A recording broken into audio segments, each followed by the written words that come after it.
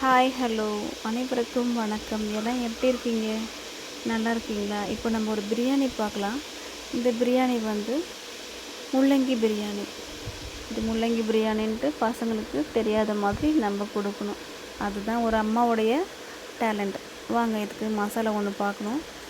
அதுக்கு ஃபஸ்ட்டு கடாய் வச்சு அதில் எண்ணெய் ஊற்றிட்டு பட்டை, கிராம்பு, ஏலக்காய்லாம் போட்டு வதக்கியாச்சு. இஞ்சி பூண்டு, 4 காஞ்ச மிளகாய். எனக்கு இதுவே காரம் அதிகமாக இருந்தது, அதை வதக்கி விட்டுடலாம்.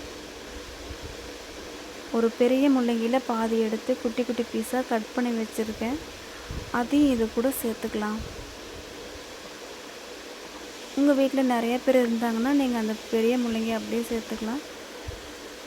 நான் 200 கிராம் அரிசிக்கு ஏற்ற மாதிரி முள்ளங்கி எடுத்துருக்கேன். அப்புறம் 3 ஸ்பூன் தேங்காய், கொஞ்சம் கொத்தமல்லி. இப்போ முள்ளங்கி வதங்கிருச்சு, போதும், பச்சை வாசனை போனால் போதும். இப்போ நம்ம தேங்காய் துருவலை அது கூட சேர்த்துக்கலாம், கொத்தமல்லி.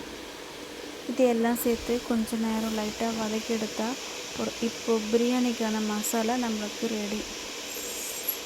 இது ஆறுனதும் ஒரு மிக்ஸி ஜாரில் போட்டு அரைச்சி கொண்டு வந்துடலாம். அடுத்தது நாம் இந்த பிரியாணி எப்படி பண்ணுறதுன்னு பார்க்கலாம். இப்போது இது போதும், எடுத்து வச்சிடலாம். இப்போ பிரியாணிக்கு ஒரு குக்கர் எடுத்து எண்ணெய் விட்டுட்டு அதில் நம்ம மசாலா ஒன்றும் போட போகிறது கிடையாது. சோம்பு, பச்சை மிளகாய், ஆஸ் யூஸ்வல், வெங்காயம், தக்காளி, அவ்வளோதான். சோம்பு ஒரு அரை ஸ்பூன், பிரிஞ்சில் ஒரு 2. இப்போ எண்ணெய் சூடாயிடுச்சு, அரை ஸ்பூன் சோம்பு சேர்த்துக்கலாம். நம்ம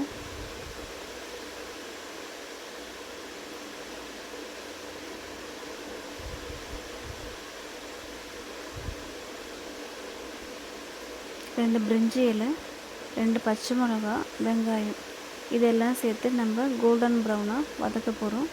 அடுத்தது ஒரு சின்ன சைஸ் தக்காளியில் 2 பெருசாக இருந்தால் 1 எடுத்துக்கோங்க.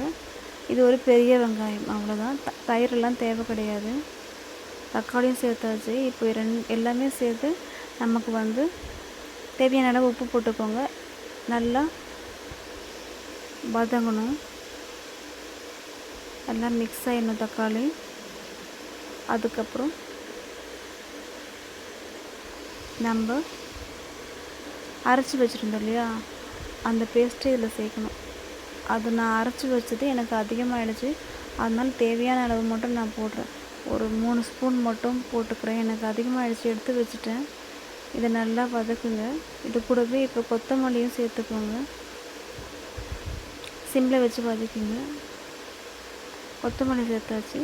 இதுக்கு இப்போ நான் பிரியாணி மசாலாவும் வீட்டில் இருக்கிற மிளகாத்தூள் தான் போட்டிருக்கேன். வேறு அந்த வெறும் மிளகாத்தூள் எதுவுமே நான் போடல. இப்போ பிரியாணி மசாலாவும் வீட்டில் இருக்கிற மிளகாத்தூளும் போட்டிருக்கேன் நான். ஏன்னா நம்ம அதிலே மசாலாலாம் போட்டு அரைச்சதுனால ஹெவியாகவே இருந்துச்சு மசாலா வாசனை.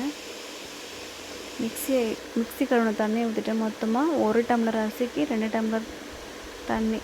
இப்போ மிக்ஸி ஜாரில் 1 டம்ளர் தண்ணி ஊற்றிருக்கு, இன்னொரு 1 டம்ளர் ஊற்றிட்டு நம்ம இப்போது கழுவி வச்ச அரிசியை இதில் சேர்த்துக்கலாம். பிரியாணி அரிசி மூடி போட்டு தம் போட்டு தான் எடுக்க போகிறோம். இப்போ நம்மளுக்கு ஒரு சுவையான முள்ளங்கி பிரியாணி ரெடி ஆயிடுச்சு. இதில் கொத்தமல்லி தூவி விட்டு இறக்குனா முள்ளங்கி பிரியாணி ரெடி.